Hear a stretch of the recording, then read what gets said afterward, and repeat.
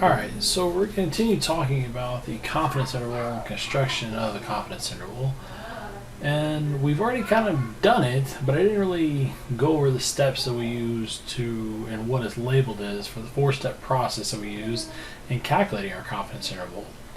So with that, there's a 4-step process called state, plan, do, and conclude.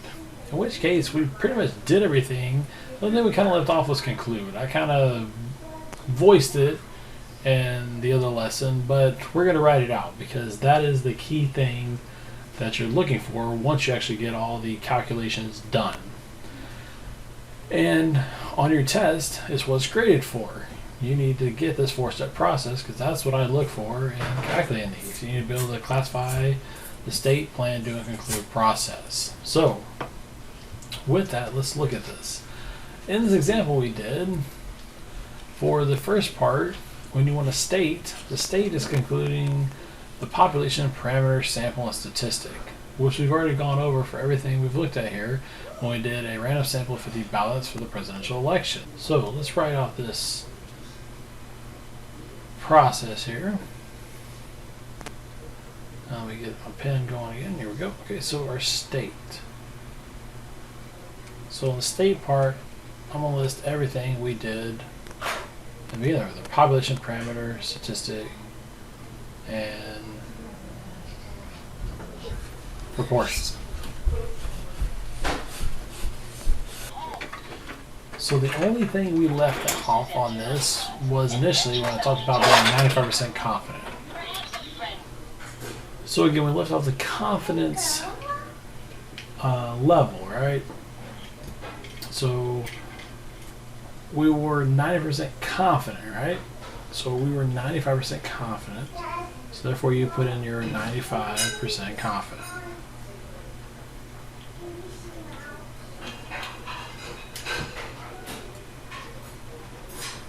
Okay, so that's what we're looking at, our state part. Then we went into our plan, which in the plan, you're going to check off those 3 conditions that we talked about being random, 10%, and large counts, but there's one other thing. You need to name the procedure. And in this case, the name that you would take on, we did a 1-sample z interval for p, in other words, for a proportion, right? We call it a z interval because we use our z star in proportions, so it's a z. So that's just something you have to remember. So one thing you kind of just have to kind of put in your head. So we did a 1-sample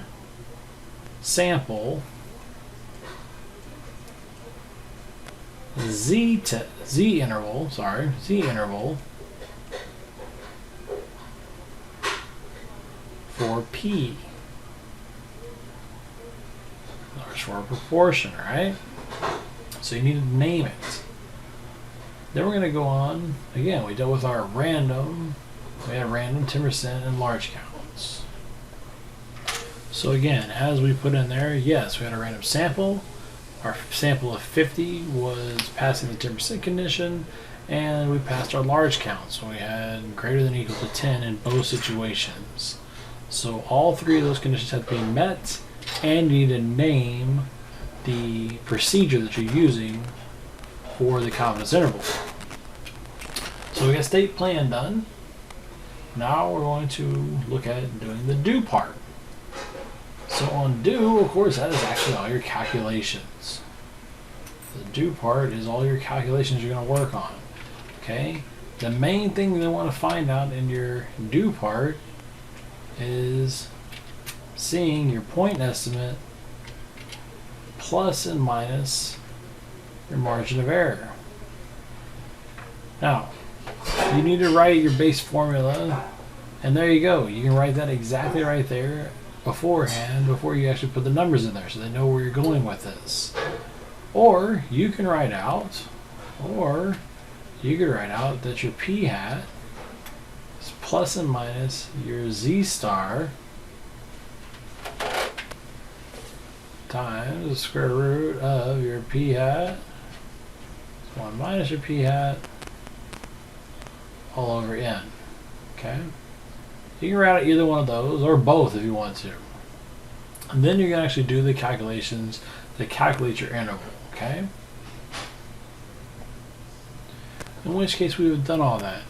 Now, you don't need to show how you calculated your Z star. A Z star is understood to be 1.96 for 95% confidence, but you'll need to know that you use the inverse norm.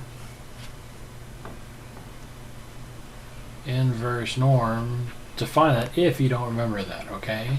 That'd be the function to calculate for your 95% if you did not know that offhand. Again, it's going to be the same number. It's always going to be 1.96 for 95% confident, okay? So with that, that's how we came up with our interval. Now, this again, the 0.23 or 0.283 to 0.557 is your interval that we used for being 95% confident. The last step that you're going to worry about doing here is actually your conclusion, right? So, state plan doing conclude. So you're going to do your conclude. Okay? So when you conclude this, all you're doing is stating what you've calculated. In this case, you would say, we are 95% confident that the interval from 0.283 to 0.557 captures the true proportion of Biden votes in the presidential election. Again, this is a statement that you kind of just got to put to memory. It's one thing I asked you to put to memory besides actually naming the procedures and the plan part. This statement, which you will get used to it because you're going to write it a lot. So again, you're always going to need to know, label your confidence level right there, okay? Then whatever interval is from whatever value to whatever it adds up to, captures is a key word to put in there, captures the true, in this case you're doing proportion, so true proportion of, and then your context, okay? So then all your context for the Biden votes and the presidential election, okay? So therefore you need to have your confidence level in there, your interval values, and then the context of what all that is pertaining to. Those have to be in there, okay? So again, with this, that is a 4-step process. State, plan, do, and conclude. So if you're looking at that and going through on this and asked to do a confidence interval, you do those 4 steps: state, population parameter sample statistic, your confidence level, your plan, in which case you're naming your procedure, checking off your conditions, the do part, the actual calculations to calculate your interval, and the conclude, making your conclusion statement on with the figures that you found for your confidence level. Now, one other thing here is, in this case, in the problem, if we look back at the problem initially, I came up with our point estimate, right? Our p-hat of 0.42. So I just came up with that, just a random number I came up with. But what if they don't give you that? What if they don't give you a p-hat value? So if you don't have this p-hat value, if this is not given to you, use 0.5. If you use 0.5, you look at the big ideas, it will say that that is a conservative value, okay? So again, if p-hat is unknown, use 0.5. P-hat is unknown, use 0.5. Okay? Let me just write that out a little bit better. Instead of saying 0.5, use your p-hat value is equal to 0.5. Okay? Now, also too, one other thing is, if you're ever solving for n, so in which case, let's say you're in the do part, and they give you information. They give you your p-hat data. They tell you your interval. They give you a confidence interval. and they go off of this, and they're wanting you to find your end value.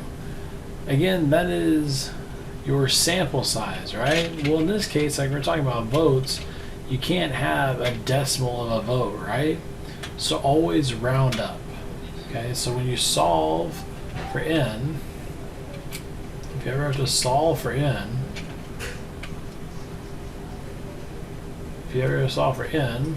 made that r look pretty bad. Solve for n, you're gonna always round up. Always round up. So in which case, if we would have solved for the amount of ballots we used, if we would have came out with 46.21, well, then we had said we had 47 ballots in this case if we would have solved for n, okay? So don't forget that. That's in your big ideas as well, to make sure to put in the back of your mind there and always think about that. But the big thing to take away from this is your 4-step process of state, plan, do, and conclude. And then also understand that you still need to use your margin of error is going to be your z star times your standard error. And then definitely putting in memory the conclusion statement and putting in your confidence level and your interval values, as well as the context within the problem. Those have to be stated to get credit for any type of problems you looked at for doing these. Okay? Alright guys, so that covers our 4-step process dealing with confidence intervals. Hope you learned a little bit of something, and I'll see you next time.